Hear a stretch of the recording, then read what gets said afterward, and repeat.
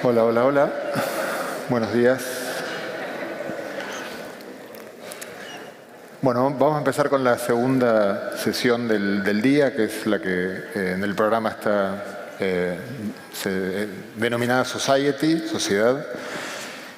El leitmotiv del Congreso es poner en valor la dimensión internacional de la ciencia.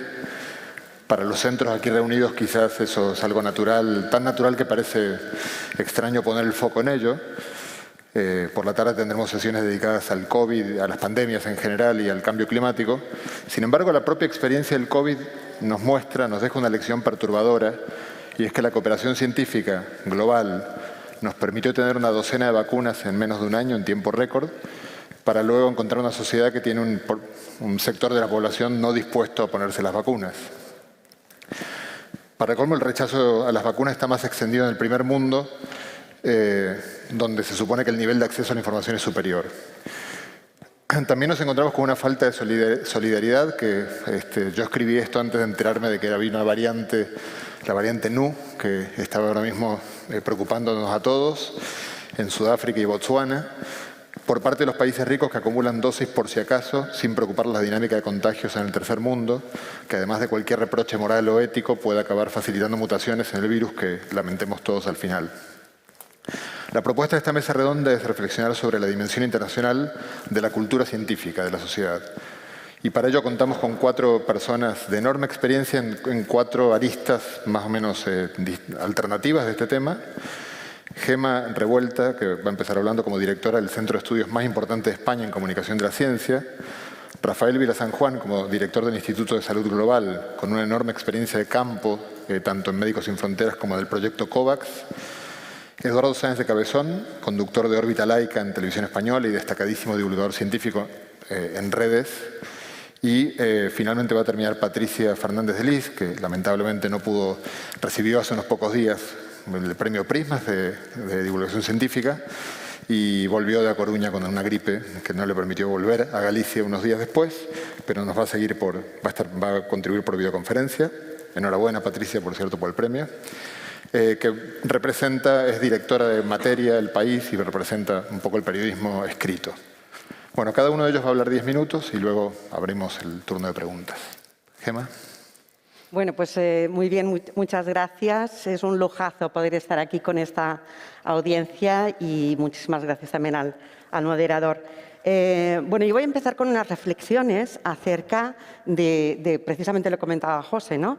Este gran esfuerzo internacional que se ha hecho y que ha podido conseguir una vacuna o muchas vacunas, varias vacunas en un periodo tan breve, y luego nos encontramos con que en algunos países pues hay un rechazo muy grande.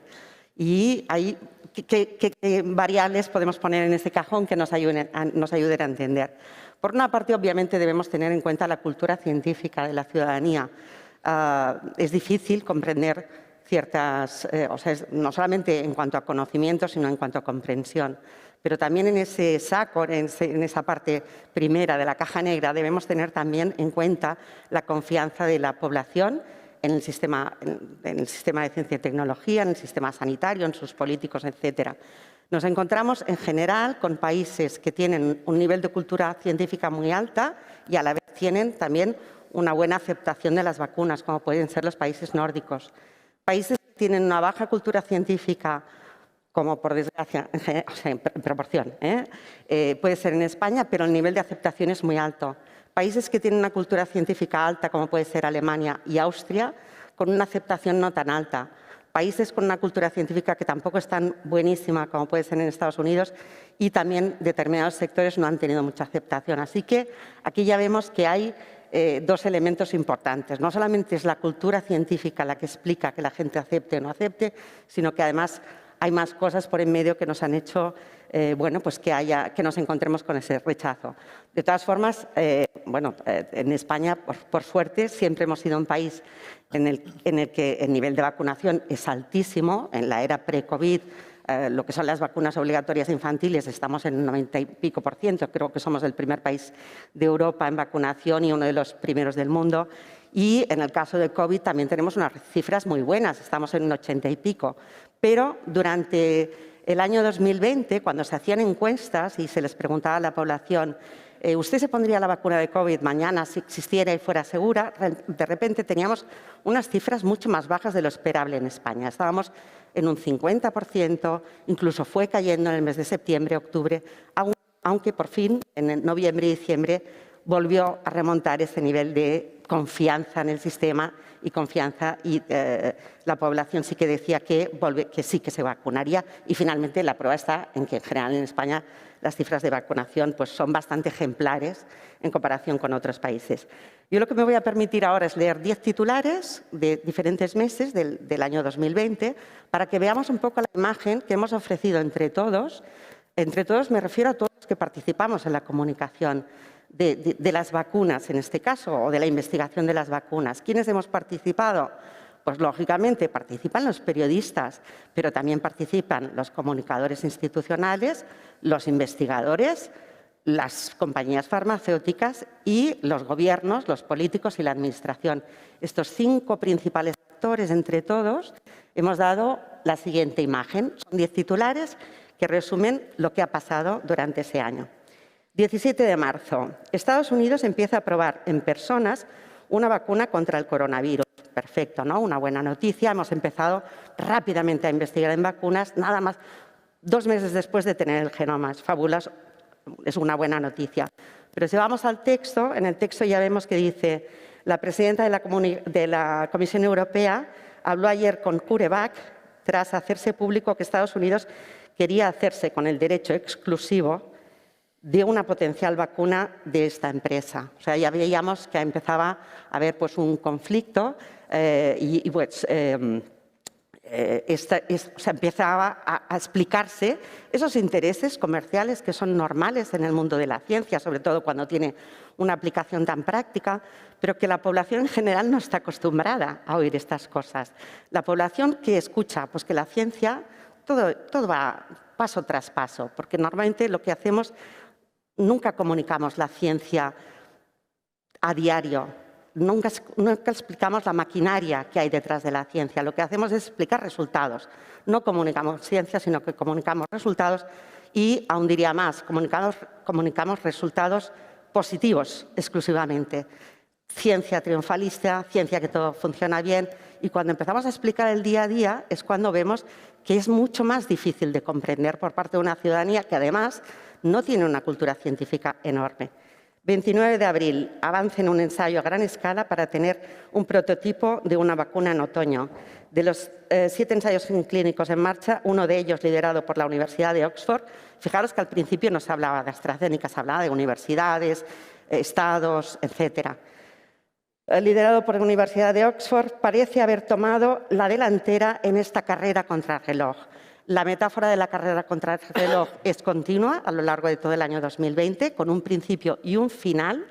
Y esa carrera no es una carrera contra el virus, sino que poco a poco se van transformando en una carrera entre distintos competidores, países, bloques geopolíticos y, finalmente, las compañías farmacéuticas. Al final, no se trata solamente de explicar ciencia, sino que se explica esa ciencia en su contexto, que no es tan fácil cuando estamos hablando de la necesidad de una cooperación internacional, de que se han puesto en marcha un esfuerzo con la vacuna COVAX. La vacuna COVAX se habla mucho al principio, todo el mundo entiende que todos tenemos que remar hacia el mismo lado, pero poco a poco COVAX va desapareciendo de los medios de comunicación y aparecen todos estos actores con esta carrera a ver quién llega primero. 19 de mayo, una vacuna genética contra la COVID. El primer ensayo clínico indica que es segura y eficaz, Moderna.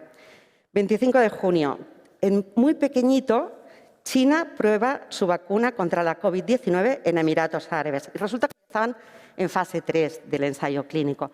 Cada vez que desde aquí, desde Occidente, hemos hablado de las vacunas de China y Rusia, lo hemos hecho en pequeñito y siempre poniéndoles 1000 críticas. Uy, no, es que no hay ningún paper, no han revisado los datos. Sin embargo, cuando hablábamos de Moderna o de Pfizer, todo era fabuloso.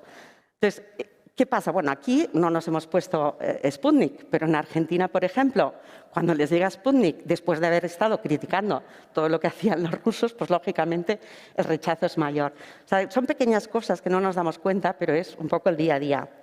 10 de septiembre, muere un voluntario de la vacuna de AstraZeneca, pero el ensayo continúa. También el titular, impresionante, ¿no? Con el pero, como diciendo, esto es terrorífico. Luego en el texto dicen, no, todo es normal que durante un ensayo clínico pues, se produzca una muerte, que además en este caso lo que decían es que la muerte pues, no, parecía que no tenía nada que ver o sea, que no era un control, que no era un caso, en fin. Aunque en el texto está bien explicado, el titular utiliza esa exageración y eso también es lo que llega a la población. En septiembre se producen varios casos, luego se hablará de los trombos. Todo esto vamos viendo que poco a poco va minando la confianza de la población cada vez es más reticente. Suerte que en noviembre, el 9 de noviembre, se dice una vacuna en fase final desata el optimismo. Pfizer-BioNTech anuncian que suelo alcanza el 90% de efectividad. Perfecto. Esa gran noticia que seguro que todos os acordáis fue muy celebrada, incluso se reprodujeron tal cual la nota de prensa de Pfizer con todo lo que comentaba Pfizer. No había un paper detrás, pero bueno, Pfizer lo anunciaba y esto se dio pues, a grandes titulares, lógicamente, porque estábamos todos esperándolo. Como luego, días más tarde, ya el día 2 de diciembre, que se aprueba la comercialización de Pfizer-BioNTech en Reino Unido, si miramos los medios internacionales, por ejemplo, los medios británicos, es el gran éxito, y entre otras cosas también es un éxito por el Brexit, o sea, aquí la connotación política. Y sin embargo, si leemos el New York Times critica que en Reino Unido la agencia reguladora lo ha aprobado demasiado rápido y que la FDA es mucho más seria y que por eso todavía no ha aprobado Moderna o no ha aprobado las otras vacunas. O sea, es esta explicación evidentemente es ciencia, pero estamos desentrañando toda esa maquinaria. En lugar de ver el reloj cómo va avanzando, vemos la maquinaria que hay dentro y esas fuerzas geopolíticas. 3 de diciembre, un día después de que desde Pfizer se emitiera una nota de prensa que fue reproducida globalmente, el día 3, el CEO de Pfizer vendió el 62% de sus acciones tras la vacuna por $4,7 millones.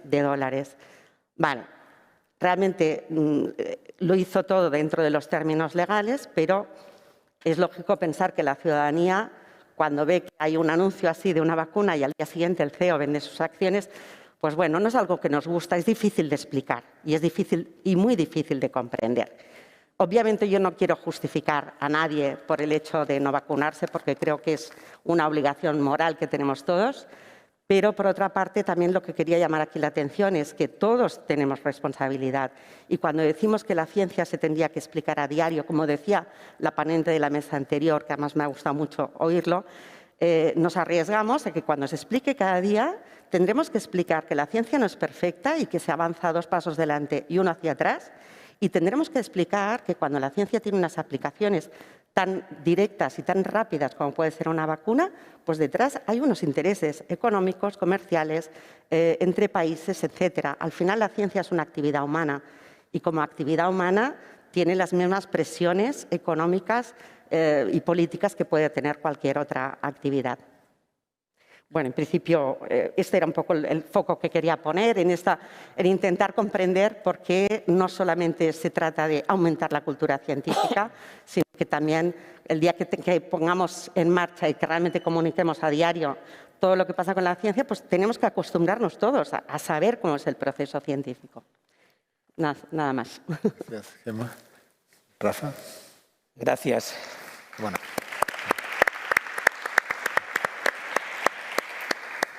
Gracias y gracias, Gemma, porque muchas de las cosas que tú has, que tú has comentado pues también las hemos compartido, ¿no? en muchos aspectos, ¿no? desde diferentes frentes, ¿no? Y lo primero, agradecer a la audiencia. Para mí es un placer como periodista estar aquí con tanto científico, ¿no? Porque siempre decíamos, siempre hemos tenido esta impresión de que los científicos os habéis pegado una época de de trabajo muy duro durante la carrera, durante vuestro periodo académico universitario que continúa toda la vida, y los periodistas tenemos esta fama de que nos hemos pegado la mejor vida de nuestra vida durante estábamos en la carrera y que básicamente nos dedicábamos a ligar como enanos y a preocuparnos por el mundo, eso sí, que para eso llegamos al periodismo, para ver cómo podíamos cambiarlo, ¿no? Y lo que es evidente es que unos y otros... Que dice Patricia que no te está oyendo. Ah, bueno, esto no hace falta que lo oiga Patricia, que me conoce muy bien. ¿No me oyes? No. Bueno, pues vamos a esperar un poquito, pero bueno. En todo caso, de Epidifis para todos, no pasa nada. No pasa nada si no. En todo caso, lo que quería decir es eso, ¿no? Que al final, en vuestra intención de pensar cómo podemos cambiar, qué podemos aportar a la sociedad y la nuestra de intentar saber también qué podemos aportar a la sociedad, somos perfectamente complementarios. Y eso lo ha puesto todavía más de manifiesto la crisis en la que estamos metidos, ¿no? Hasta el COVID, pues de alguna manera pensábamos que muchas veces la comunicación es un suplemento de la ciencia. El COVID nos ha sacado la COVID nos ha sacado de nuestra zona de confort. Nos hemos convertido en prescriptores, nos hemos convertido en el recurso que tiene la sociedad para saber si vamos por buen camino o no. Nos han preguntado si tenemos evidencia, pero no solo si tenemos evidencia nueva. Nos han preguntado si con el conocimiento que tenemos podemos darles pautas para saber cómo salir de la crisis más grave que ha vivido todos los que estamos aquí sentados en nuestras generaciones, ¿no? Y yo creo que ese es el gran cambio que estamos viviendo en estos momentos. Ahora bien, aquí tenemos que hacer un acto, pues eso, ¿no? Primero de contrición. La ciencia sola no va a cambiar el mundo. La comunicación sola tampoco va a cambiar el mundo. La combinación de los dos puede hacer que avancemos en determinados aspectos. Mirad, esta crisis era una crisis anunciada. Y como todas las crisis anunciadas, tienen manifestaciones abruptas. Para demostrar que era una crisis anunciada no voy a ir a un no científico, que sería Bill Gates, cuando en 2014, después de la última epidemia de ébola, dice, ojo, que estamos saltando las barreras por las cuales aquello que decía que las enfermedades infecciosas quedaban en países de renta baja no es verdad. Cada vez tenemos más signos de que esto puede venir aquí y podemos tener. No, me voy a ir al Global Preparedness Monitoring Board, que es un mecanismo de la OMS y el Banco Mundial, septiembre de 2019, 3 meses antes de que tengamos la más mínima evidencia del COVID en Wuhan. Gro Brundtland es exdirectora de la OMS, ex primera ministra de Noruega, hace un informe en donde dice la posibilidad de que tengamos un virus respiratorio que afecte globalmente y que baje un 5% la economía mundial con millones de personas muertas es muy elevada para 2020 y seguro que llegará antes de 2021. Esto está escrito en septiembre. Luego sabíamos que estábamos en un riesgo, pero esa ciencia no llega. No llegó, no tomamos las medidas que había que tomar, o no fue lo suficientemente conocido, no fue lo suficientemente difundido como para decir en qué nos basamos para sacar todo esto, ¿no? Y eso nos lleva al concepto. Nosotros y muchos de vosotros en vuestros centros teníamos modelos matemáticos en marzo, a principios de marzo, teníamos modelos matemáticos para confinar a la población, pero no lo consigue la ciencia. Porque es evidente que necesitas llegar a la sociedad de una manera en la que la sociedad tenga empatía y te entienda. Si no, un modelo matemático no cambia conductas. Hasta que no tuvimos los primeros enfermos, hasta que no tuvimos los primeros muertos, no conseguimos pensar que había que tomar medidas que eran muy drásticas. Y ahí es donde, en parte, deberíamos de plantearnos qué le falta a la ciencia muchas veces para llegar a la sociedad. Y ese es el punto crítico en donde tenemos que unirnos unos con otros, ¿no? En primer lugar, lo que seguro que le hace falta es la capacidad de no pensar que estamos hablando a gente que tiene, primero, nuestros mismos objetivos y, segundo, y más importante, nuestro conocimiento. Porque eso no llega a nadie. Luego, necesitamos traductores, esos traductores que entienden a quién le quiero decir qué y cómo se lo voy a decir, están en el ámbito de la comunicación. Es decir, esta es la misión, el coger el objetivo, el coger las audiencias y el decir, vamos a explicarles lo que hay.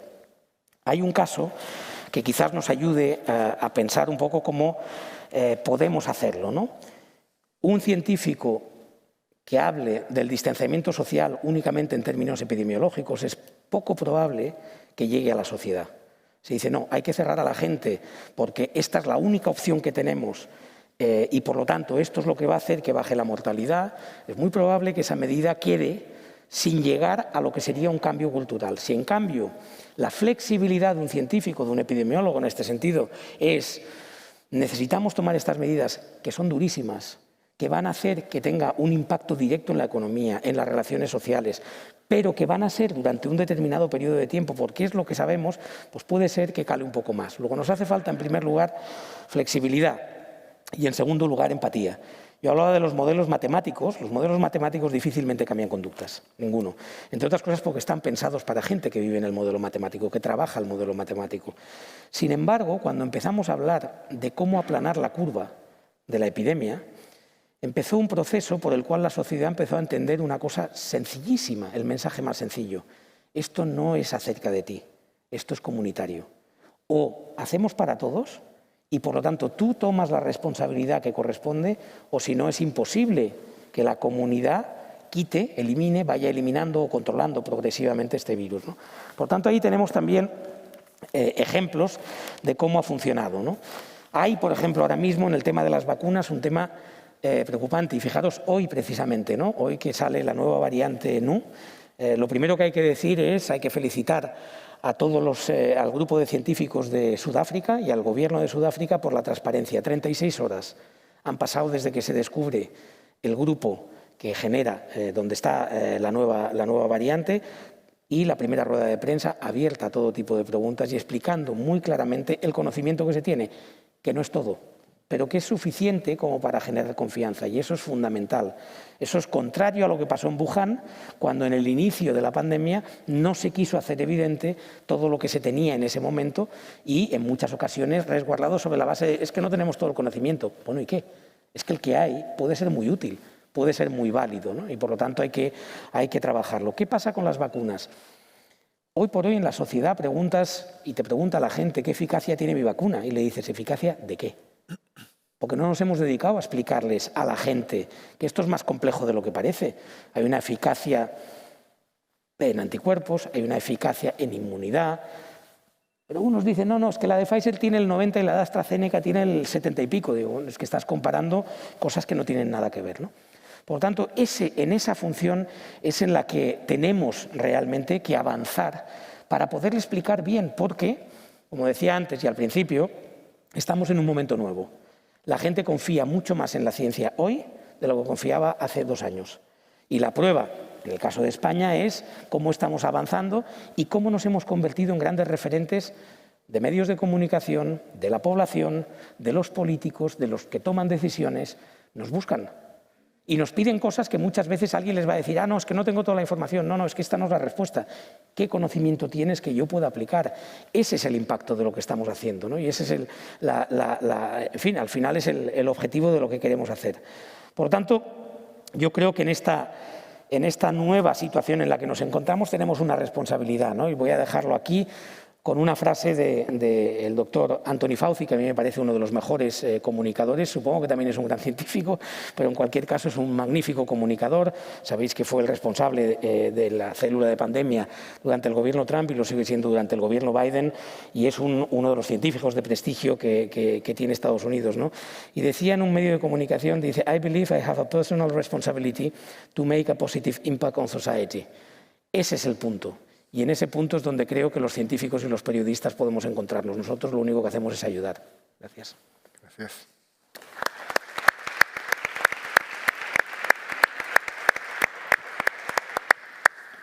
Edu. Bueno, pues buenos días, muchas gracias. Sé que es lo peor que puedo decir para empezar, pero seré breve. Y lo voy a intentar. Bueno, yo trabajo en una universidad pequeña, en la Universidad de La Rioja, y además hago labores de divulgación científica, digamos, ¿no? Mi trabajo fundamental es ser matemático y además hago estas labores de divulgación científica por las que me conoce mucha gente, digamos, más que por mi trabajo matemático, que es como casi todo trabajo matemático en un rincón de la ciencia. Preparando un poco o pensando un poco en lo que decir hoy, he estado leyendo el discurso que dio el director, creo que es director del cargo, de la Organización Mundial de la Salud, Ghebreyesus, en un congreso que se hizo en junio pasado sobre la comunicación de la pandemia. Entonces él daba como tres características de la comunicación científica dentro de la pandemia. Y yo no voy a hablar de la comunicación científica de la pandemia más que por contextualizar, pero él decía que se estaba dando una combinación de 3 factores que hacen difícil que convivan entre ellos, que son difíciles que convivan entre ellos. Uno es explicar un progreso científico muy rápido, explicar el proceso, el procedimiento por el que se está haciendo un progreso científico muy rápido. 2, toma de decisiones en un contexto de urgencia. Y 3, comunicación masiva, comunicación a toda la población. Entonces, esas 3 cosas juntas son difíciles de compatibilizar. Y entonces a mí me llamaba la atención el decir, bueno, ¿cuáles de esas características y de la interrelación entre esas 3 características nos las quedamos para las estrategias de comunicación científica? ¿Cuáles son contingentes? ¿Cuáles son extraordinarias por la situación de pandemia? ¿Y cuáles nos las podemos quedar como estrategias, ¿no? ¿Y qué retos nos plantean estas 3 componentes del momento actual? La primera, en cuanto a comunicar el progreso científico, creo que es lo que más hemos hablado, sobre todo Gemma, o Gema, no sé cómo te digo. Gema. Sobre todo Gema. Una es la claridad en la comunicación de cómo funciona la ciencia. Yo creo que estamos ya demasiado pagados de prepotencia, ¿no? Y creo que es algo que lo hemos pagado con muchas creces. Generar confianza en ese proceso de generación de la ciencia y generar adhesión a la evidencia científica. Otra cosa es generar adhesión a cómo se aplica la ciencia, etc. Esto es otra historia, ¿no? Pero la evidencia científica sí.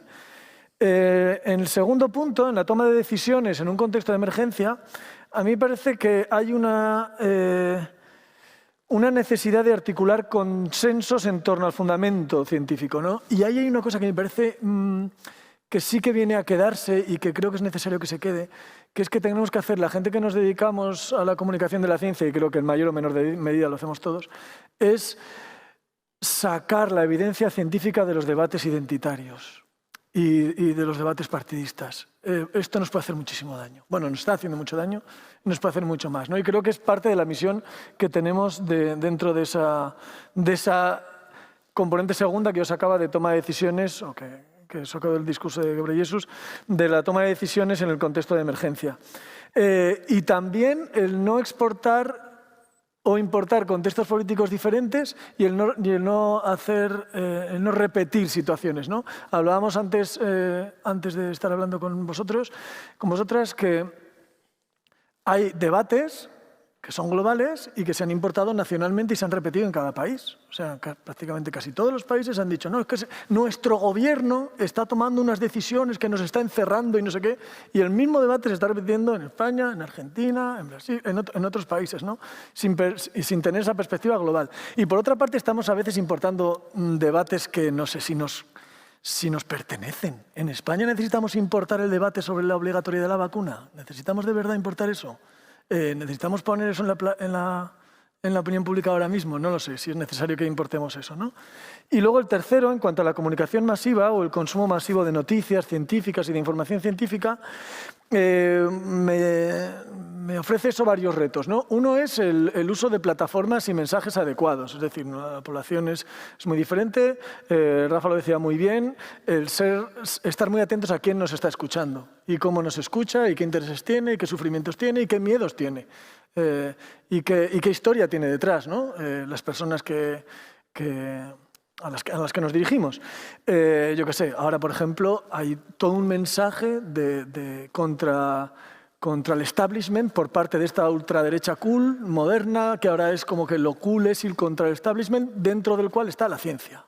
Entonces, protestar contra la ciencia es como ser ahora los rebeldes, ¿no? Los nuevos rebeldes estos, que a mí me llama muchísimo la atención eso.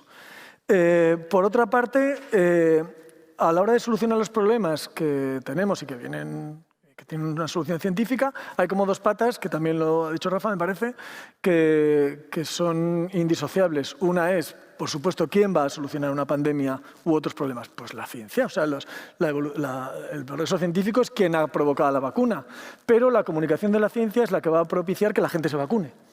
Entonces, estas 2 patas deben ir unidas, ¿no? Por un lado está el progreso científico, dejemos a los científicos que progresen, dejemos que el progreso científico se vaya produciendo, que se investigue, y por otra parte provoquemos esta adhesión a ese progreso científico. En cuanto a A esto, sí, a los grandes medios, ya estoy terminando. Yo formo parte de un programa de televisión y de un canal de YouTube que lo ve mucha gente. A mí me sorprende muchísimo que yo hago un canal de matemáticas en el que no doy clases de matemáticas, yo hago cultura matemática. Pues lo ve muchísima gente. Bueno, de hecho, hay uno de los operarios de este edificio se acaba de sacar una foto conmigo, ¿no? Porque por lo visto a su hija le gustan mis vídeos de matemáticas. Pues... Claro, entonces, en el programa que yo hago en Órbita Laica notamos mucha diferencia entre esos temas científicos que son polémicos, por lo que sea, la pandemia puede ser uno, ¿no? Las vacunas puede ser uno. En el programa que hicimos el martes, la energía nuclear es lo que ha suscitado mucho debate. Y hay otros temas científicos en los que la gente pues, no tiene ese debate tan pasional. Yo qué sé, el teorema de los 2 cuadrados de Fermat pues, probablemente no va a desatar debates encendidos y peleas familiares, va a romper familias ni amistades, ¿no? Muy probablemente no. Pero quizá eso no está mal aprovecharlo. Es decir, tenemos un terreno común. Y tenemos un terreno común en el que nos podemos poner de acuerdo. Y el tratar de ampliar ese terreno común desde el que podemos trabajar juntos creo que también es una de las labores de la comunicación científica. En cuanto, y ya es lo último del todo, de verdad, en cuanto a la comunicación, el cómo forman parte los científicos, las científicas y los comunicadores y comunicadoras de la comunicación de la ciencia, en el programa que nosotros tenemos, no es por hablar del programa, sino por las decisiones que Televisión Española tomó en torno a este programa, las 3 últimas temporadas de Órbita Laica son con un equipo nuevo. Televisión Española lanzó esto a una oferta de proyectos y cogió un proyecto. Y era el único proyecto en el que no había ningún famoso, ni presentando, ni como colaborador. Dentro del programa no se invitaba a famosos para que atrajeran audiencia. De hecho, los que estamos ahí hablando somos o bien comunicadoras y comunicadores de la ciencia o bien científicos en activo. Científicos en el sentido de que, bueno, de los comunicadores y comunicadores de ciencia que hay ahí, creo que todos son doctores, creo que todos son doctores. Y de los que estamos allí, hay 2 que somos IPs de grupos de proyectos de investigación del Plan Nacional, o sea que estamos en científicos en activo, ¿no? Somos científicos que salimos a comunicar, digamos, en un medio de masas. Y eso fue una apuesta de Televisión Española. Y son las temporadas que más audiencia han tenido de todas. Entonces yo creo que tenemos que quitarnos un poquito esto de que los científicos no sabemos o no podemos comunicar, porque podemos, sabemos, y a la gente le gusta que sean los científicos, las científicas quienes comuniquen. Y lo dejo aquí.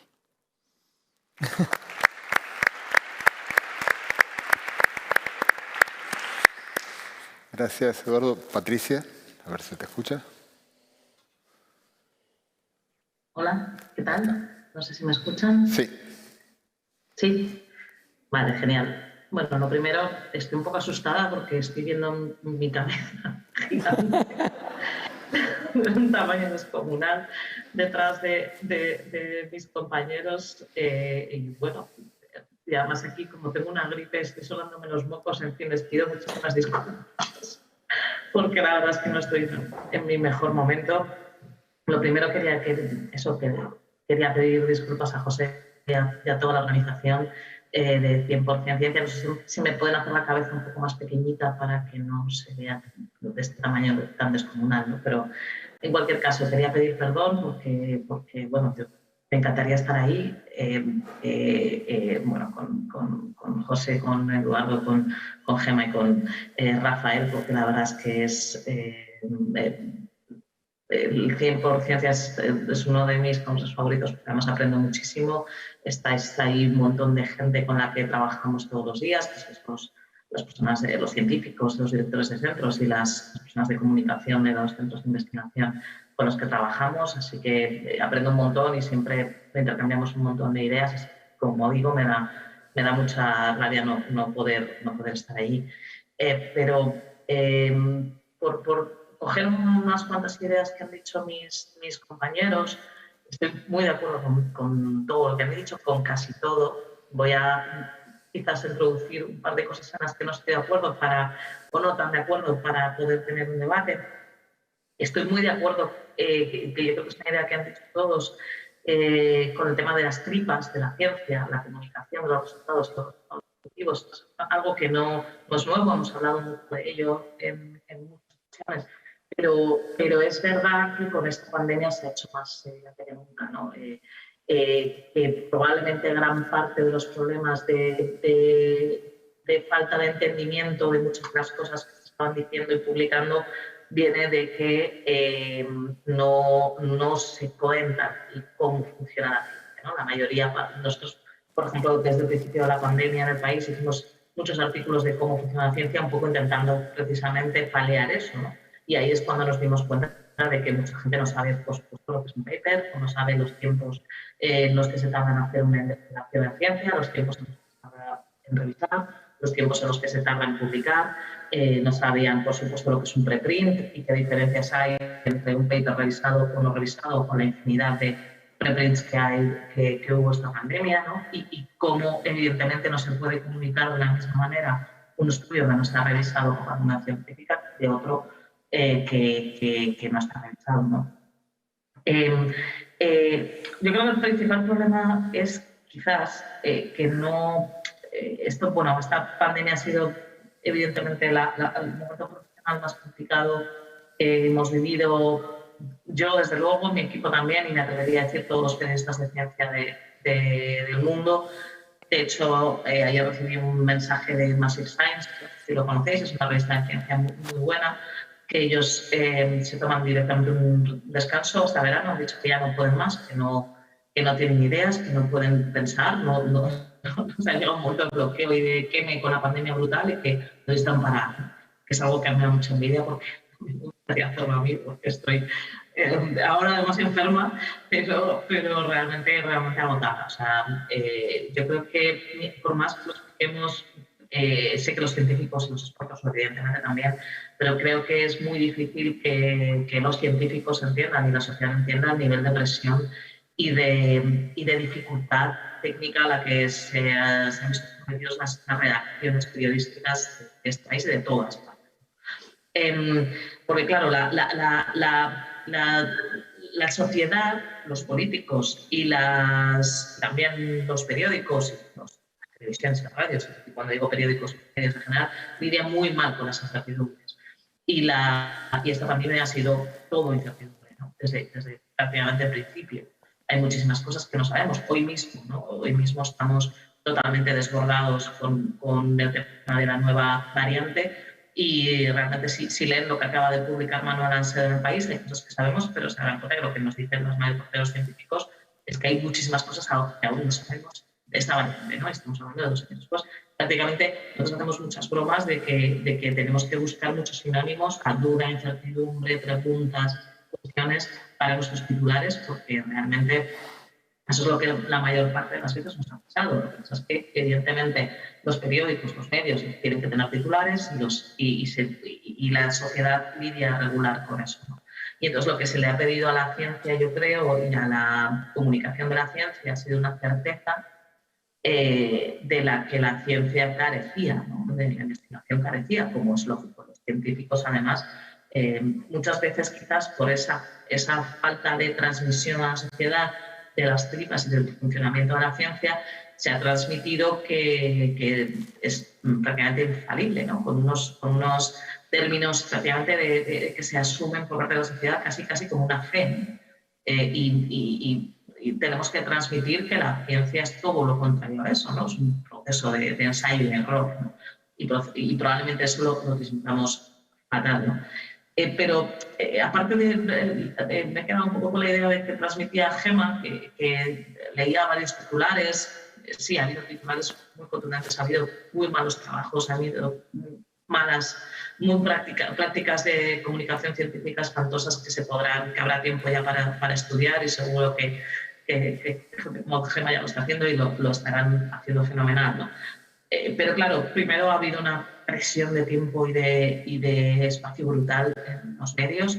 Nos ha pillado esta pandemia afortunadamente no es el caso del país, pero con gran parte de las redacciones de ciencia y salud de los medios desmanteladas. Esto es algo de lo que hay que reflexionar. Es decir, muchas veces los periodistas lo hacemos muy mal, pero también es verdad que no es muy caro un buen periodismo de ciencia. Afortunadamente en el país tenemos mucha suerte, tenemos una sección que se llama Materia, llevamos trabajando juntos casi 14 años. primero en el periódico público y luego de forma independiente y ahora en El País. Somos 7 personas. Es una de las redacciones de ciencia que yo conozco más nutridas de Europa. Y eso evidentemente ha permitido que durante la pandemia hayamos podido reaccionar mejor que otros medios, incluso cometiendo muchos errores.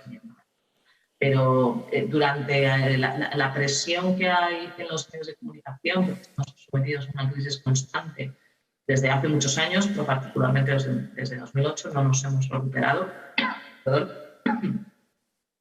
No nos hemos recuperado de la crisis y además en estas crisis los medios tienden a invertir en los temas en los que compiten, curiosamente, en lugar de lo que es por ejemplo, en temas como la política, los entretenimientos, los cotilleos, los deportes, y realmente son excepciones los medios que, como El País, han hecho con la ciencia, ¿no? Y esto, evidentemente, cuando llega una pandemia, se nota, ¿no? Pero yo querría discrepar un poco con... No sé si es eso lo que quería decir Gemma respecto a los titulares que decía, pero yo creo que también ha habido grandes trabajos, y por defender un poco aquí a los periodistas en esta reunión, creo que ha habido grandes trabajos y grandes ejemplos de buena comunicación científica.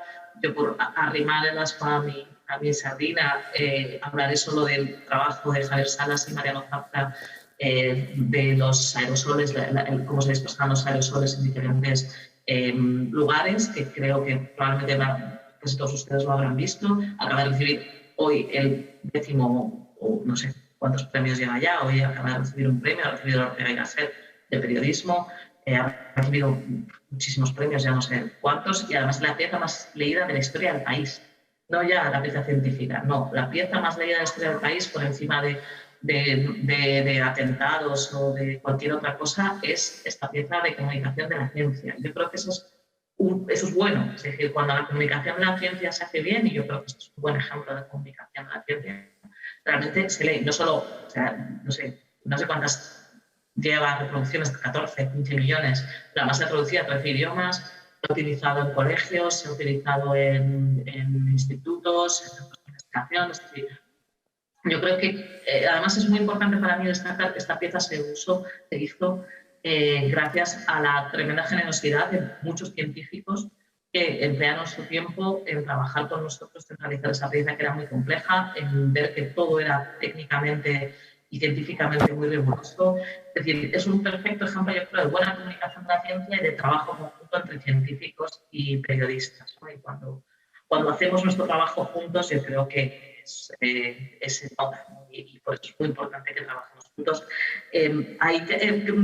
Matizaría un poco algo que ha dicho Rafa de los traductores, de la necesidad de traductores. Yo me gusta mucho esa definición porque creo que a veces cuando los científicos hablan de nosotros como traductores, que me pasa mucho cuando lo veo, dicen, no es que vosotros traducís, qué bien que vosotros traducís al lenguaje común, ¿no? Al lenguaje de la gente, lo que nosotros hacemos.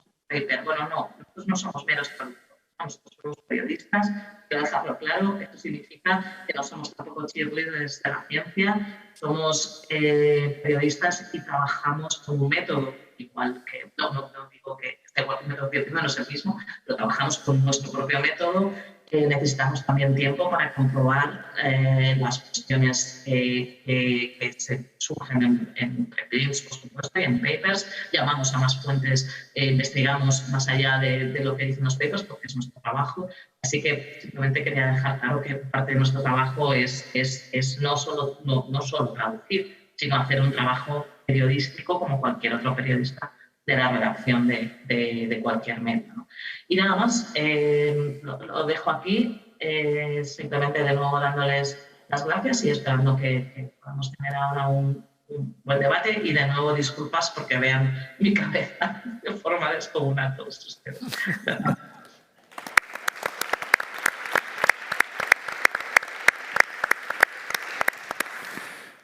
Bueno, yo querría priorizar preguntas del público antes de que eventualmente se crucen en esta mesa redonda, que no es redonda ni es mesa.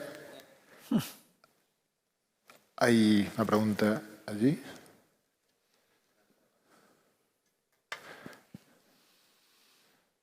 Bueno. Sí.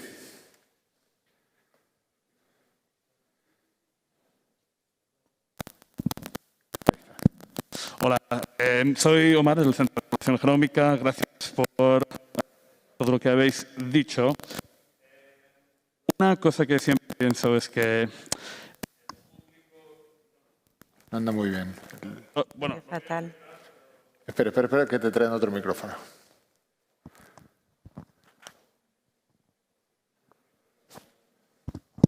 vale, ahora sí. Eso.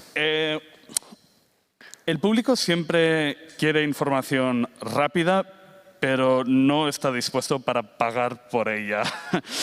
Y bueno, esto es algo que siempre pienso, porque al final del día, con el presupuesto que tenemos para la ciencia en este país y los centros de investigación para sus equipos de comunicación también, no vamos a solucionar todo el mundo, llegar a todo el mundo, pero el apetito del público para la ciencia está ahí.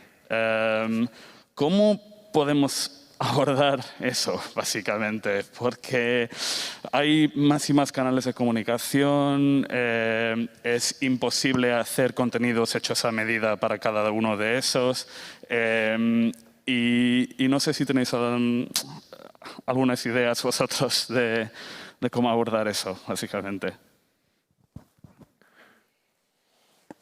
Bueno, ¿Sí? Vale. Vale. No, me encanta esa observación porque yo la hago muy a menudo. Cuando yo qué sé, cuando hay debates y la gente empieza a criticar lo mal que lo hacen los medios de comunicación. Por cierto, Patricia, luego en todo caso te aclararé cuál era mi intención, que, en fin, cuando la gente critica, no, es que los medios, digo, bueno, a ver, ¿tú cuánto pagas cada día por tener la información que consumes? Con lo que tú pagas, ¿tú crees que se puede hacer buena información? A ver, lo pagamos indirectamente, porque lo pagamos a través de publicidad, etcétera. Bueno, mientras no paguemos por tener medios de calidad, es muy difícil exigir medios de calidad. Podemos exigir que Televisión Española sea de calidad y tengan programa de ciencia, que ya está bien, que está muy bien que tengan programas y más debería tener a una televisión pública, a un medio público, a una radio pública, pero quizás a un medio de comunicación privado pues no le podemos exigir tanto, ¿no? Entonces, me encanta que hagas esa reflexión porque lo pienso sinceramente. Yo, mi solución personal es que me estoy haciendo suscriptora de medios, de nuevos medios, de medios colectivos, yo qué sé, de las ciclo WS, de Cibio, de medios de comunicación que creo que hacen las cosas muy bien y que tienen una política un poco diferente, no tan basada en la publicidad, de esta que te meten con cuña, etcétera. Y creo que es claro, pero eso tampoco lo va a hacer todo el mundo. Se tiene que ser pues alguien que realmente creas en que necesitas buena información. No sé, creo que habría que tener un poco más cultura mediática ya desde niños para saber diferenciar lo que realmente, cómo se cuece, ¿no? Cómo se produce la información en el medio de comunicación. Una persona que no tiene contrato fijo, que hace colaboraciones externas por una miseria, que en 2 horas tiene que hacer una información que ha costado 5 años de investigación. ¿Cómo puedes pedir que sea de buena calidad? Es muy difícil. Y luego, por lo que comentaba antes Patricia, sí que te quería comentar, yo no sé si en mi lectura de titulares yo no iba específicamente a criticar a los medios, que también. Mi lectura, yo quería dar palos a todos. Los primeros, a los estados por ponerse a buscar exclusivas con una vacuna que resulta que primero nos han dicho que es cooperación internacional y al final, para empezar a la ciencia, a los estados, a los medios, yo formo parte de todo un poco también, porque soy investigadora y soy también comunicadora. O sea que no era especialmente dirigido a los medios. De hecho, los 2 peores artículos que he mencionado no están escritos por periodistas científicos, están escritos por agencias, que es ese ente que no sabemos, que suelen ser pues una información de peor calidad, porque tampoco tienen conocimiento sobre el tema, pero tienen que ir produciendo y produciendo. Pero bueno. Sí, perdona. No, yo quería apuntar un poquito en la vía de lo que dices, ¿no? Y absolutamente de acuerdo con lo que dice Gemma. Plantearos cuántos medios pagáis y en función de eso diréis a ver qué comunicación tenéis, ¿no? Pero yo creo que ese no es el debate en el punto de vista científico. El debate en el punto de vista científico que os tenéis que hacer es cuántos fondos públicos recibís cada uno de vosotros y eso a quién retorna. Nosotros tenemos que utilizar a los medios de comunicación para que llegue nuestra información y devolver un impacto a la sociedad porque nos están pagando. Y eso es fundamental. Nosotros, nuestro modelo de negocio no es que los medios nos paguen. Ojo, yo en nuestro ámbito hay mucho investigador que dirá, a mí si no me pagan, ¿para qué voy a ir a un medio de comunicación? No tengo tiempo. Digo, bueno, es un error. Ya te darás cuenta. Quizás hoy no, pero dentro de un tiempo te darás cuenta, porque esos financiadores públicos te van a exigir que des un retorno, ¿no? Y te van a poner indicadores que hoy por hoy no se están poniendo. Para mí eso es crítico en el ámbito de la comunicación. Es verdad que el modelo de negocio de los medios de comunicación, especialmente los escritos y en Internet, ese modelo de negocio en España está muy lastrado. No creo que haya ningún medio de comunicación, ni siquiera el país, que en estos momentos tenga recursos para hacer todo lo que quiera. Mundialmente hay 2 o 3, no hay mucho más. El Financial Times, por razones obvias, porque es quien facilita toda la información económica a los grandes poderes económicos. El New York Times por número de suscripción, pero muy poquito más, ¿no? Entonces, el Economist, por supuesto, muy poquito más. Luego tenemos un problema. Y tenemos un problema porque lo que nos vamos a encontrar es que los medios no pueden apostar por tanta calidad. Ojalá todos los medios tuvieran una materia, como está Patricia, ¿no? Y pudiéramos referirnos a esta gente que se dedica a esto y que le va a dar una calidad. Pero el debate no es que nos paguen o no nos paguen a los científicos, ¿eh? No nos equivoquemos. Lo que me incluyen los científicos, yo no lo soy, pero en cualquier caso trabajo solo con científicos. El debate es cuál es nuestra obligación con la sociedad, ya que recibimos una parte importante de su confianza también en recursos. Sí, no, simplemente añadir que cuando salimos, los científicos, las científicas, cuando salimos a la palestra de la comunicación de los medios, asumimos las reglas que hay de juego, ¿no? Y entonces tenemos que meternos en ellas, tratar de que remen a favor. Si yo decido hacer un canal de YouTube para contar las cosas que hace mi centro de investigación, tengo que saber que eso depende de un algoritmo que va a decidir en torno a ciertos factores qué visibilidad voy a tener o cosas así. Entonces, tratar de comprender cuáles son las reglas en cada uno de los diferentes medios y ser proactivos también. Es decir, bueno, pues ahora yo salgo ahí, yo salgo a contar y si salgo, efectivamente, como dices y como han dicho mis compañeros, necesitamos un apoyo no solamente financiero, económico, sino institucional también. Es decir, que esas no son las cositas que hace porque no sabe investigar bien, ¿sabes? Y entonces se dedica a contarlo por ahí. Que también las universidades, yo hablo de una universidad y los centros de investigación, tenemos también dentro de nuestras tareas, con nuestros deberes con respecto a la sociedad, que incluye la tarea de la comunicación. O sea, tenemos docencia, tenemos investigación, tenemos administración, tenemos comunicación de lo que hacemos. Y como tal tiene que tener una entidad institucional, entiendo yo. Patricia, no sé si quieres... Sí, yo simplemente por remarcar, estoy totalmente de acuerdo con todo lo que han dicho los tres. No tengo mucho más que añadir, pero solo un par de cosas. Efectivamente, tenemos los medios que podemos pagar, o sea, que estamos pagando. Y como decía Gemma, pues no estamos pagando.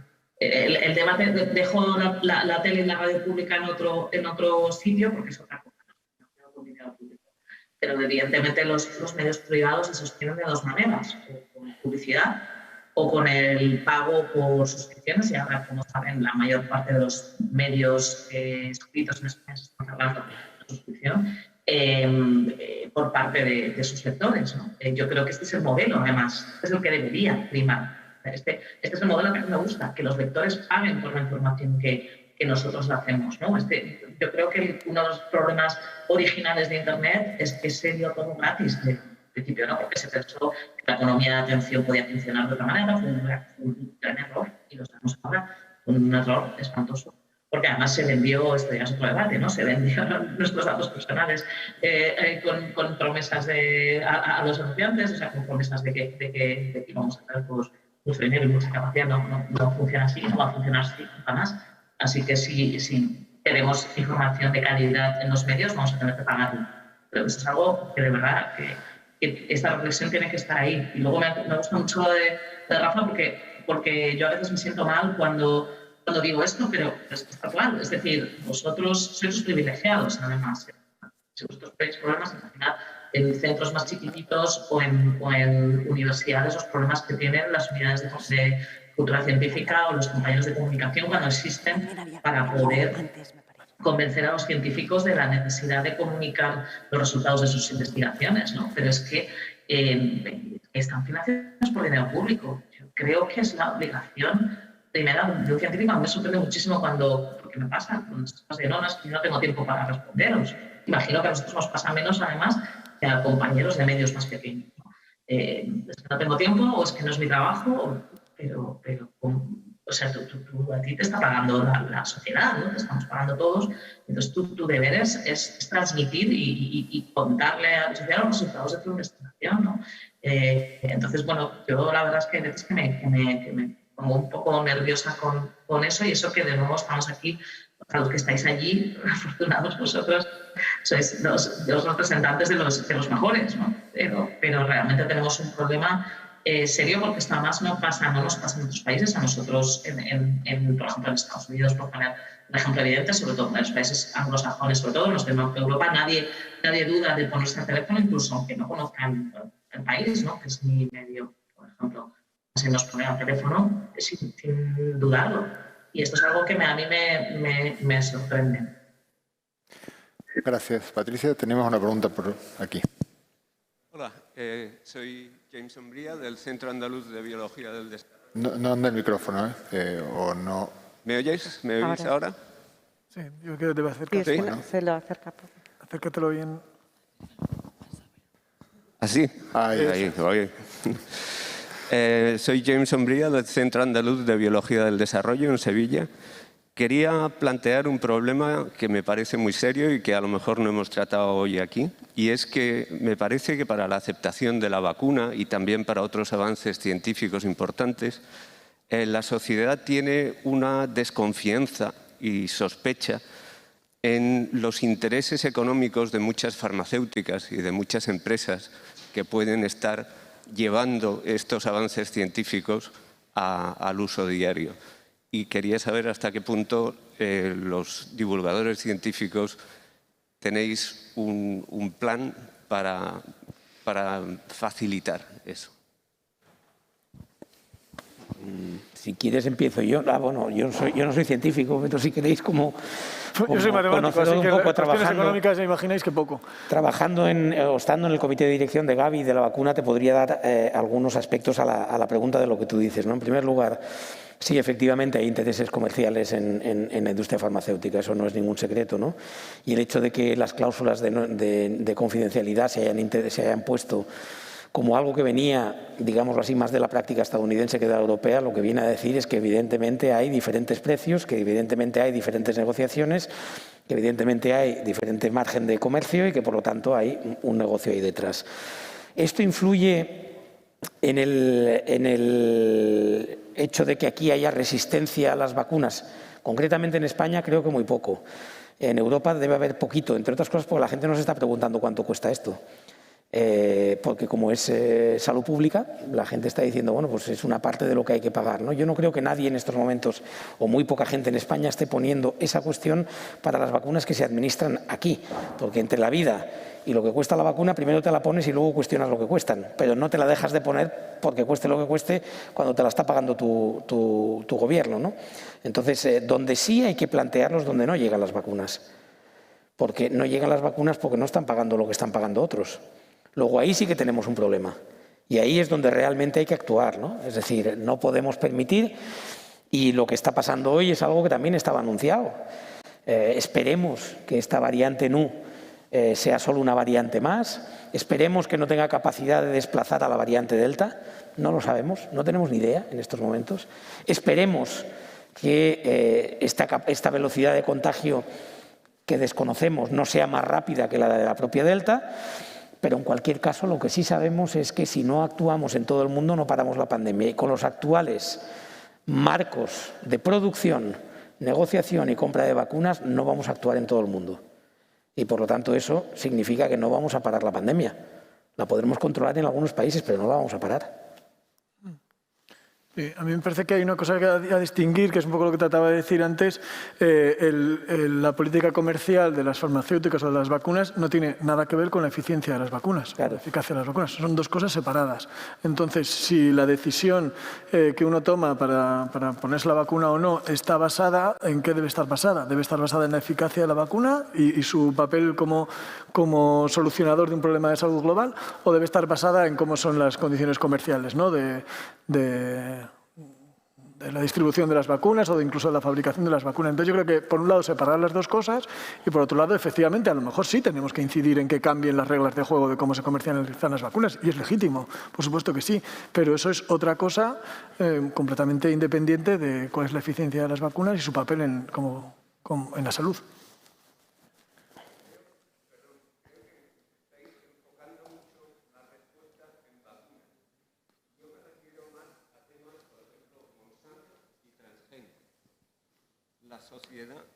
La sociedad sospecha de no solo las vacunas.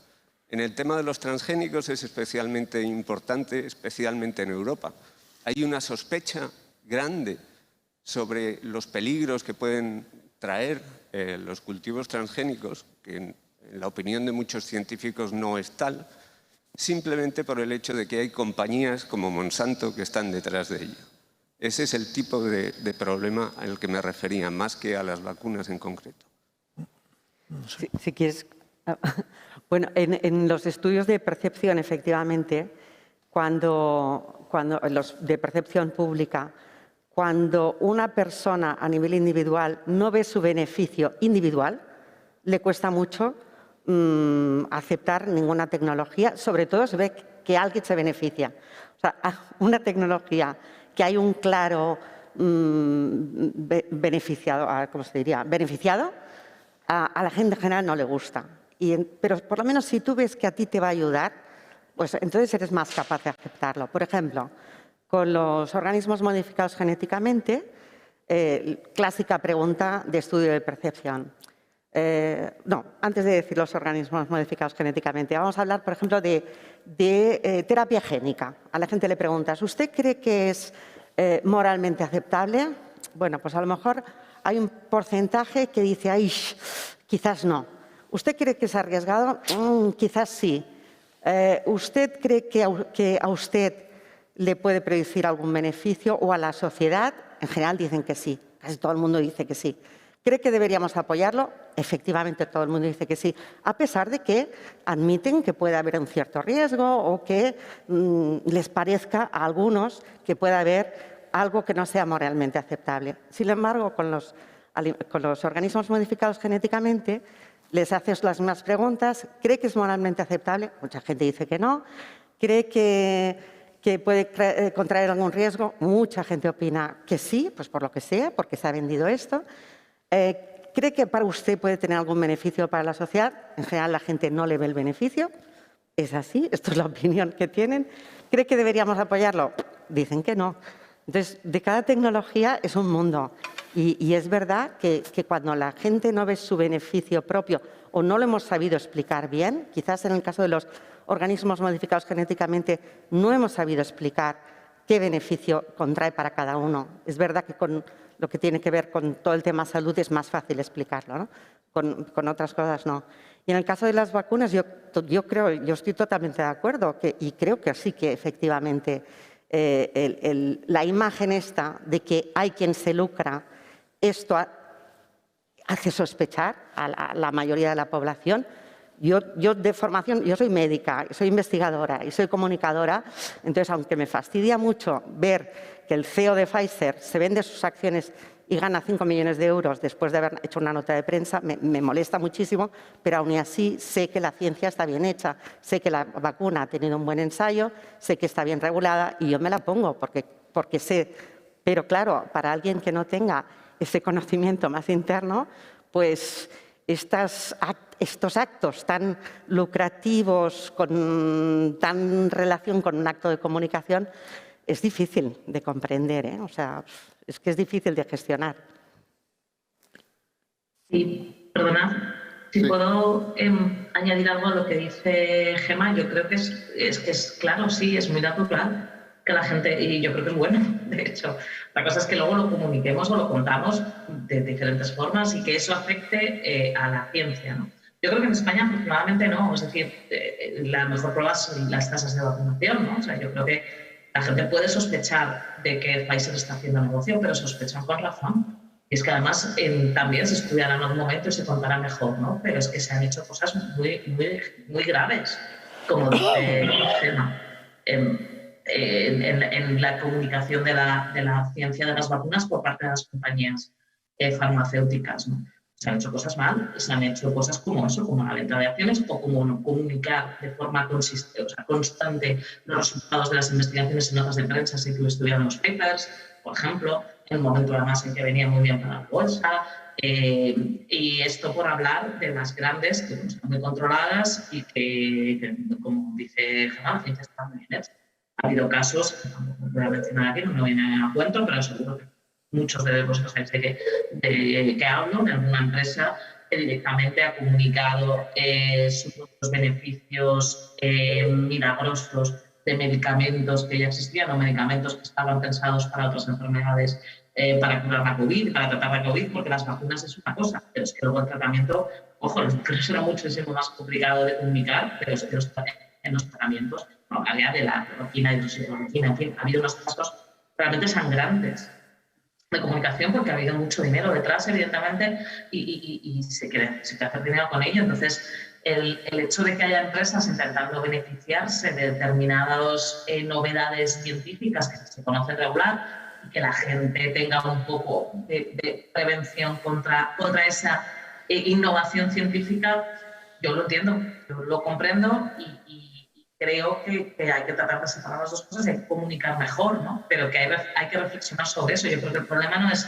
probablemente de la sociedad, que tiene una prevención lógica hacia quienes intentan hacer dinero, sobre todo con la salud, ¿no? El tema de los transgénicos es otra cosa que también tiene que ver con eso, ¿no? Pero el tema de la pandemia, yo entiendo que haya esas prevenciones y me parecen lógicas y hasta saludables. Hay una mano levantada aquí.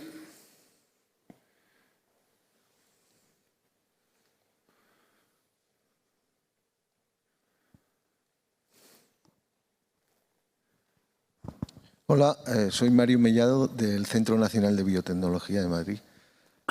Lo primero que quería hacer es daros las gracias desde el punto de vista científico. Nosotros este año y el año pasado hemos tenido mucho contacto con todos vosotros y realmente nos sentimos orgullosos de haber contribuido y sobre todo de que hayamos podido llegar con nuestros mensajes a la sociedad, ¿no? Pero hay una cosa que a todos los que han participado estos meses en la comunicación les preocupa, y es que como en todas las profesiones hay buenos, malos y regulares. Y entonces ahora mismo hay muchos programas casi espectáculo que obviamente han tomado este tema del COVID también como de primera mano, ¿no? Y uno se pregunta, o le da la sensación desde fuera que este tipo de programas tienen mucha más llegada a la sociedad que otros medios mucho más serios y mucho más coherentes, ¿no? Y la pregunta que yo tengo es que ¿cómo se hace la selección de los expertos que van a esos programas? Porque muchas veces han salido expertos hasta debajo de las piedras, que realmente luego en el mundo científico muchas veces casi ni se conocen, ¿no? Y los mensajes que esa gente lleva a la sociedad son mensajes a veces hasta peligrosos y sobre todo muchas veces basados en el espectáculo y en el que yo chillo más que el otro, ¿no? Y esta situación vosotros que estáis, digamos, entre la élite del periodismo científico español, ¿cómo la vivís? Patricia, creo que era para ti. Bueno, no sé si era para mí o quizás también Eduardo pueda decir algo más por la parte de la tele, ¿no? Porque yo la verdad es que de eso no sé demasiado. Nosotros somos un medio de comunicación escrito y digital y nos movemos por otros parámetros afortunadamente. Otra de las consecuencias, por cierto, buenas y que a mí me gustan como modelo de que los medios están cerrados a suscripción es que ahora mismo para nosotros hubo una etapa terrorífica que todos recordaréis de batalla por el clic, sigue habiendo todavía en cierto modo, ¿no? Pero yo creo que el hecho de cerrar los medios de suscripción significa también que cada vez los suscriptores, o sea, nos importan más las noticias de calidad y vemos otros parámetros más allá del clic o del pinchazo, como por ejemplo el tiempo de estancia en las noticias, ¿no? Esto es una cosa que en el país se valora mucho cada vez más y cada vez más el parámetro de valor o que nosotros estudiamos, más allá de los clics, son que están leyendo los suscriptores, ¿no? O sea, ¿qué es lo que están leyendo los suscriptores? ¿Cuánto tiempo se está leyendo? ¿Cuánto tiempo pasa en el país? Nosotros medimos ese tipo de cosas. Y entonces el hecho de que cuantos más suscriptores haya, más suscriptores evidentemente y más forma o menos estamos, digamos,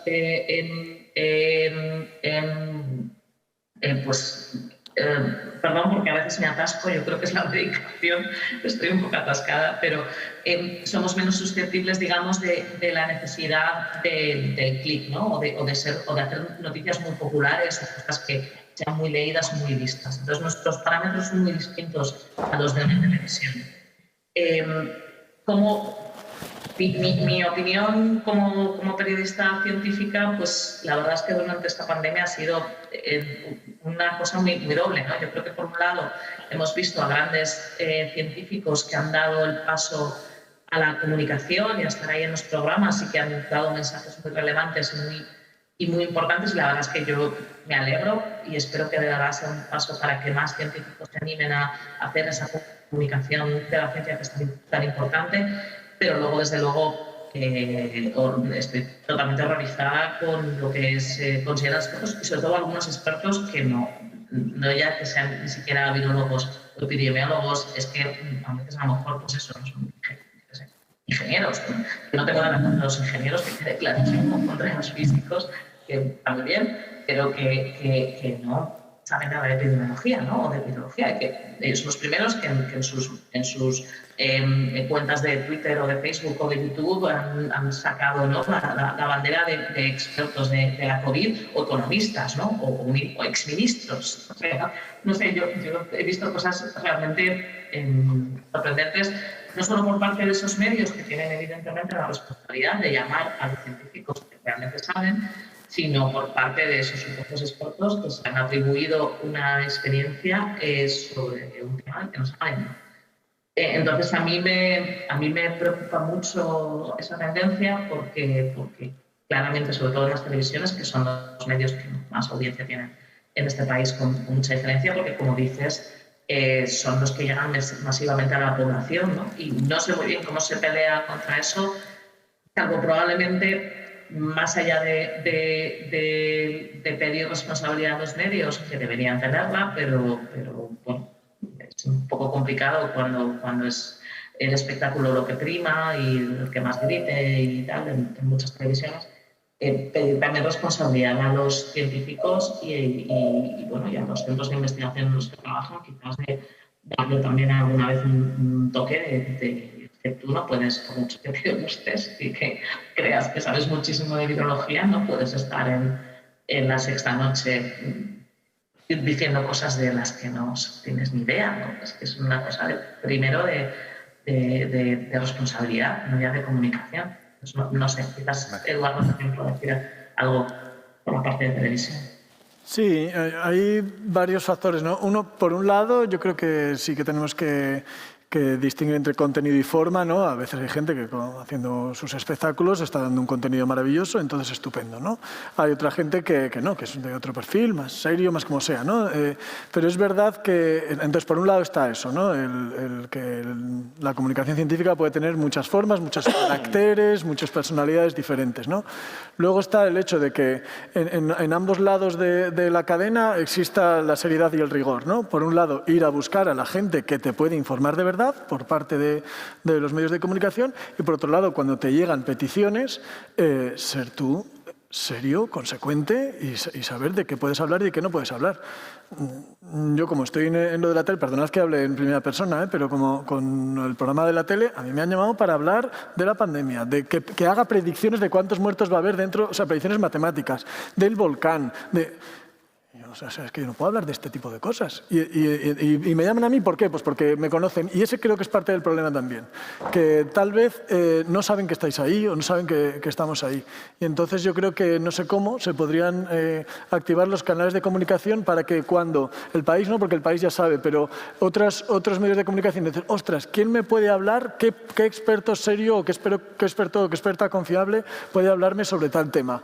Pues mira, pues tengo aquí mi directorio, puedo tener fácil el hacer y no el llamar a alguien y no simplemente, me suena que hay alguien que habla de ciencia en no sé qué programa, le voy a llamar a ver. Y si esa persona tiene pocos escrúpulos, pues a ir a decir pues lo primero que se le pase por la cabeza, probablemente. Yo, al hilo, voy a usar el comodín de coordinador, que al hilo de esta pregunta hay una que no quería dejar de hacer. El leitmotiv, como dije al principio, es la internacionalización de la ciencia.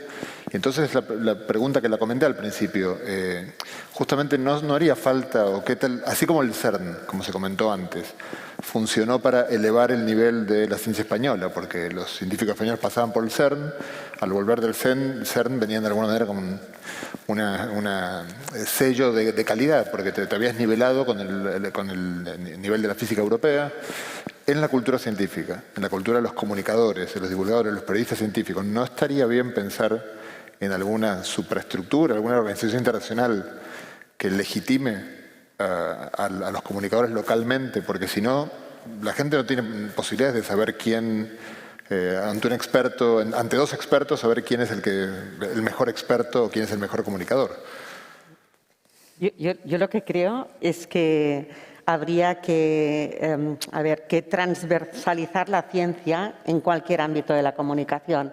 Por ejemplo, un periodista que habla sobre la última decisión política de poner, de reducir las emisiones de gases de los coches, etcétera, pues aunque sea un periodista que se dedique a temas políticos o urbanísticos, debería saber un mínimo de ciencia para saber detrás qué avales científicos hay sobre esa decisión, a quién puede consultar. No te digo que sepa lo que es un epidemiólogo, que hoy en día todo el mundo habla de la palabra epidemiología, cuando hace 2 años nadie hablaba de esto, ¿no? O sea, tampoco te digo que llegue a ese nivel, pero que todo el mundo debería empaparse de un poco de cultura científica y sobre todo los comunicadores, porque cualquier acción de la vida diaria, sea política, económica, social, cultural, al final muchas veces está basada en investigación científica y eso sería increíble, ¿no? Crear macroestructuras, y esto es un poco complicado, no sé si sería muy efectivo en comunicación, pero yo creo que si empezamos a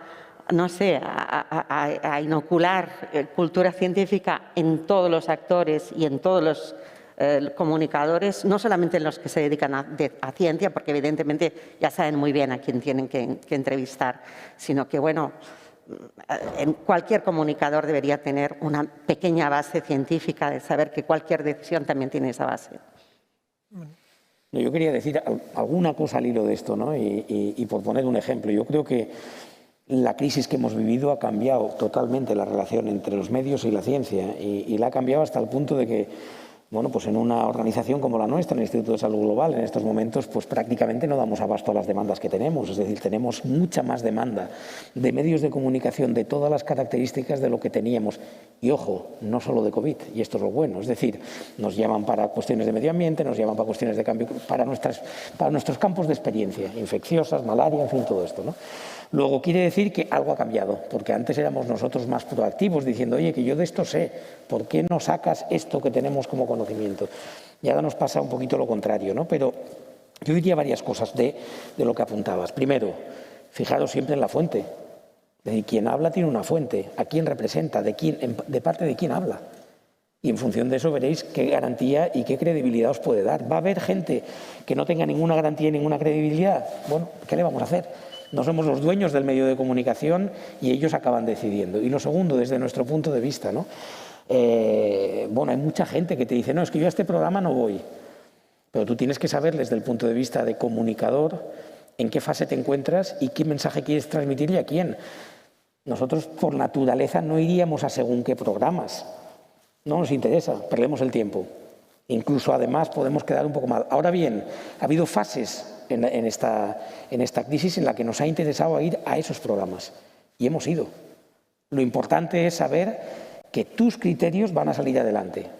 Momento de si hay que quitar o no hay que quitar las mascarillas. Cuando tienes a toda la población y lo que ven son programas espectáculo de televisión, estás llegando un mensaje que no lo vas a hacer llegar de ninguna de las maneras. Entonces lo que has de ser es coherente y decir a quién envío que se sienta cómodo para hablar aquí.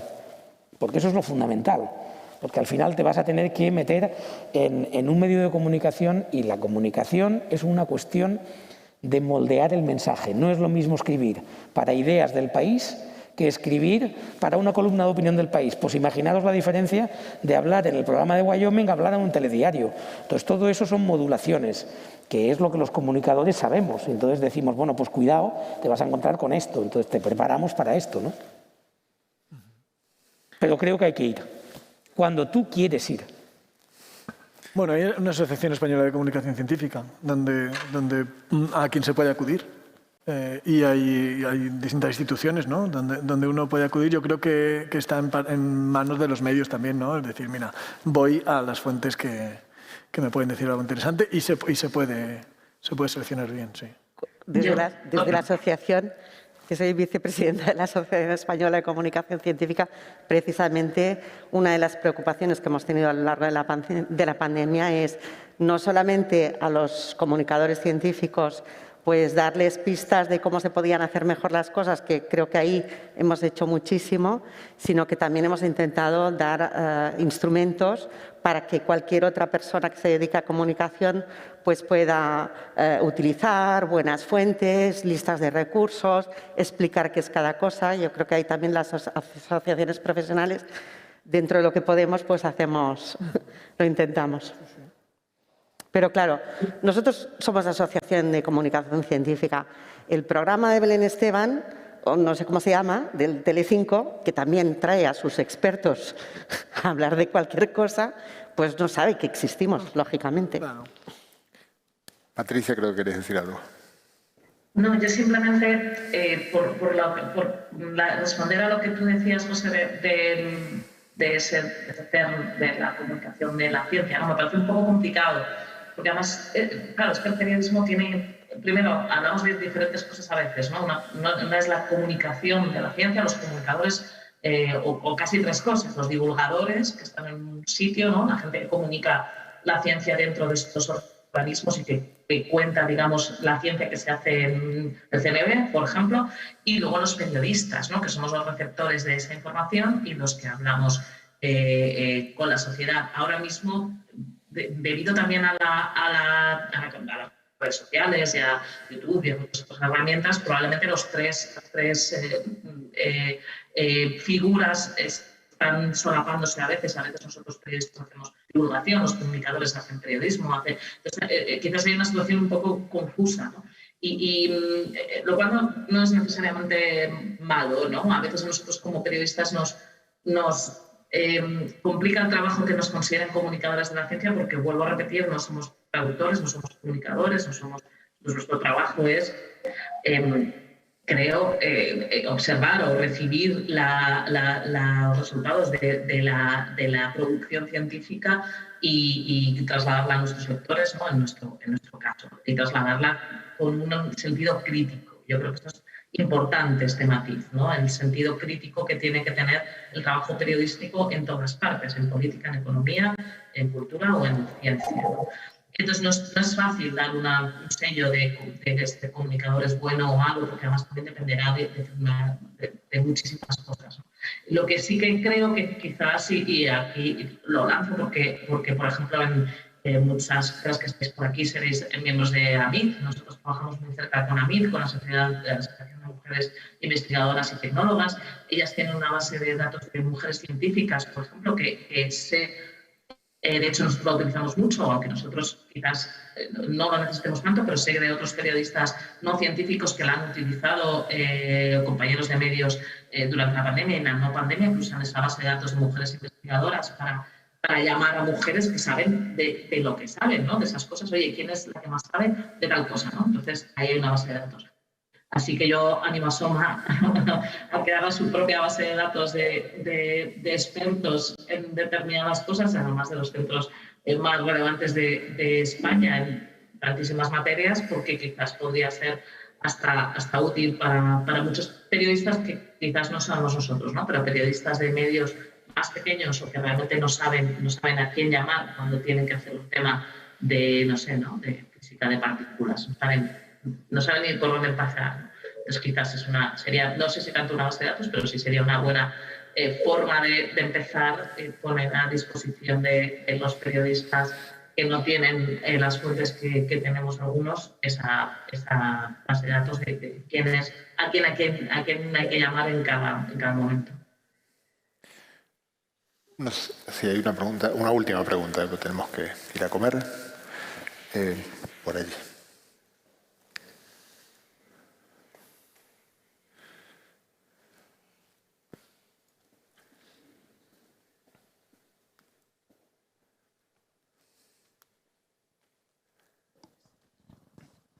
Bueno, agradeceros todas vuestras reflexiones, que son muy interesantes. Yo os quería hacer una pregunta no tan centrado en el COVID o temas así de superactualidad, sino más sobre comunicación de resultados en ciencia, ¿no? Más un poco en general.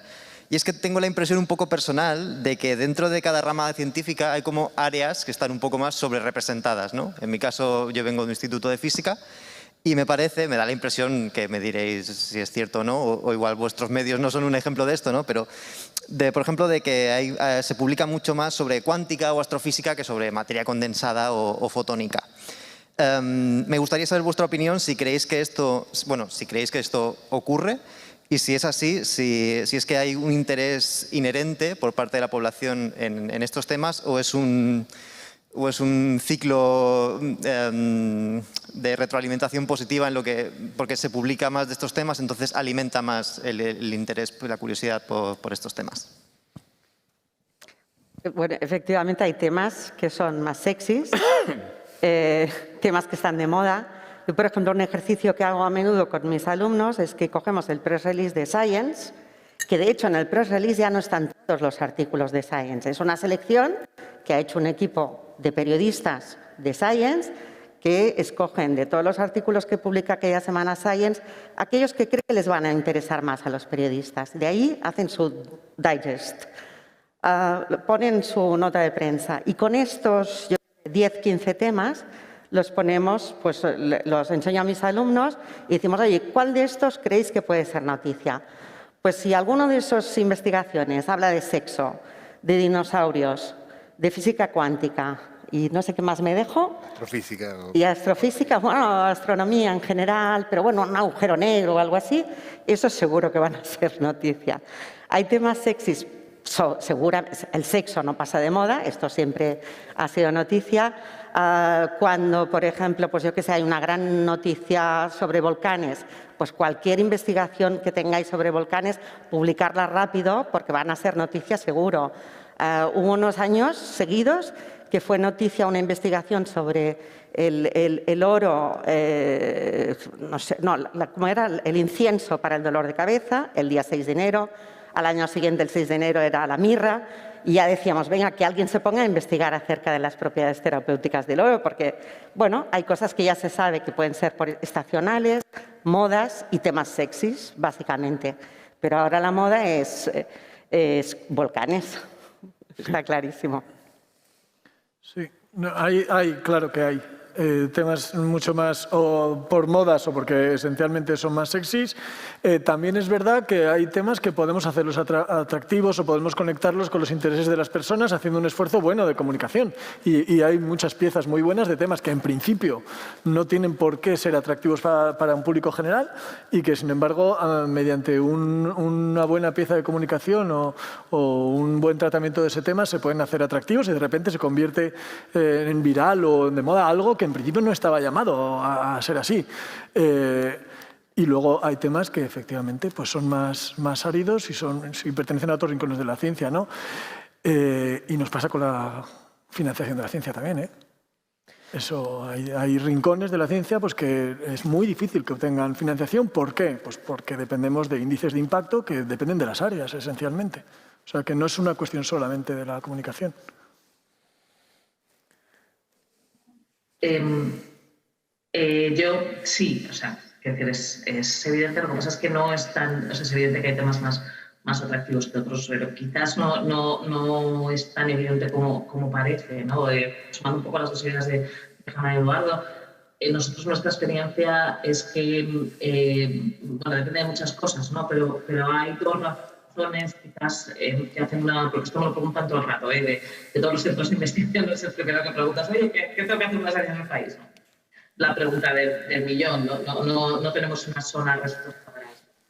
pero hay una parte que es las razones más, digamos, más cercanas a nosotros, que tienen que ver sobre todo con temas de salud, es decir, todo lo que tenga que ver con temas de salud, particularmente cáncer o las grandes enfermedades, pero no solo, también desde el punto de vista del bienestar o del ejercicio físico o cualquier investigación que tenga que ver con este tipo de cosas, evidentemente son las primeras, ¿no? las que más interesan sin duda. Particularmente cáncer, pero no solo eso, Alzheimer, Parkinson, las enfermedades neurodegenerativas les pierden muchísima atención, incluso las que son muy complejas de investigación básica. Hay que tener mucho cuidado con eso también. La arma de doble filo, evidentemente el cáncer nos interesa a todos porque nos llega muy de cerca a casi todos, ¿no? Lo que pasa es que en la parte de no ya tanto de salud como de investigación básica, eso lo traéis también si trabajáis en centros de investigación oncológica, hay que tener muchísimo cuidado con las investigaciones básicas y cómo se trasladan a la sociedad, ¿no? Es otro debate, pero hay que tener mucho cuidado, por eso muchas veces no nos resistimos a publicar algunas cosas, con qué cosas según los modelos donde se haya hecho. Y después, pero, sin embargo, esas son las digamos, estaciones muy cercanas a tu vida o a tu toma de decisiones, que al final es lo más importante de todo. Pero luego hay otras muy lejanas, ¿no? Tanto en el tiempo como en el espacio. Es decir, todos los temas que tengan que ver con paleoantropología, particularmente los neandertales, no se podían porque los neandertales fascinan tantísimo, probablemente porque desaparecieron, parece que desaparecieron, y son nuestros primos más cercanos, ¿no? Y hay una fascinación brutal porque, digamos, neandertales lo petan muchísimo. Y las lejanas del espacio, todo tiene que ver evidentemente con la búsqueda de vida, ¿no? Es lógico, porque tiene que ver con quiénes somos. Estas dos cosas lejanas en el tiempo y el espacio tienen que ver con quiénes somos y de dónde venimos y por qué estamos aquí, ¿no? Y eso es lo que más nos fascina como seres humanos, ¿no? Un poco casi de tratar de explicarlo, quizás no los porqués, sería demasiado, pero los cómo de la realidad, ¿no? O sea, es decir, ¿por qué demonios estamos aquí? ¿Por qué somos nosotros y no otra especie humana la que está aquí sobre la Tierra? Y si estamos solos en el universo, ¿no? Esas respuestas, si somos capaces de responder a eso, son las noticias más vistas. Pero un poco en lo que decía Eduardo, hay veces que te sorprendes y tiene mucho que ver con vuestro trabajo y con el nuestro, ¿no?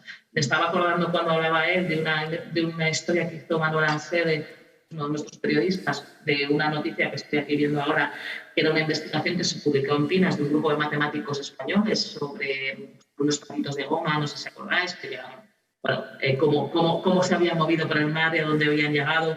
Bueno, la nota era bastante complicada, pero Manuel, que es un gran periodista científico, dedicó, y como nosotros somos muchos, y tenía tiempo, dedicó mucho tiempo a hablar con ellos, con los matemáticos y tal, y el titular que sacó fue 4 matemáticos demuestran que era imposible predecir el destino de 29.000 patitos de goma en el mar.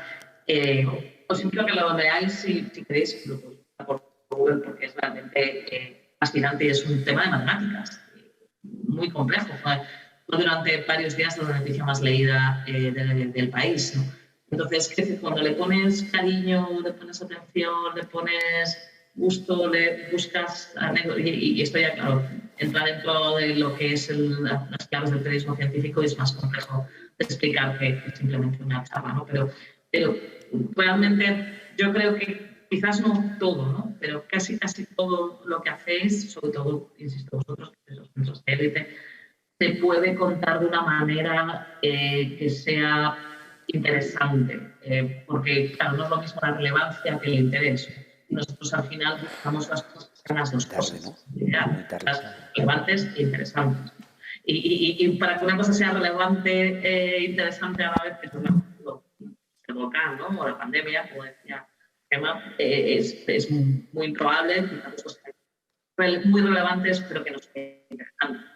Y al final es muy importante buscar intereses, es parte probablemente del trabajo que tenéis que hacer, ¿no? Y que a veces falta cuando a mí me llegan notas de prensa, pues porque ¿no? Muchas veces me dices que es muy relevante, ya, pero es que yo trabajo para un medio de comunicación que tengo que publicar cosas interesantes también. Y el problema es cuando es muy interesante y no relevante, entonces es sensacionalista y tampoco vale, ¿no? Entonces, bueno, en el centro de la relevancia del interés está bien. Bueno, hemos llegado al final de esta sesión. Muchas gracias a todos, Rafa, gracias. Patricia, Gemma, Eduardo. y vamos a comer. Un aplauso.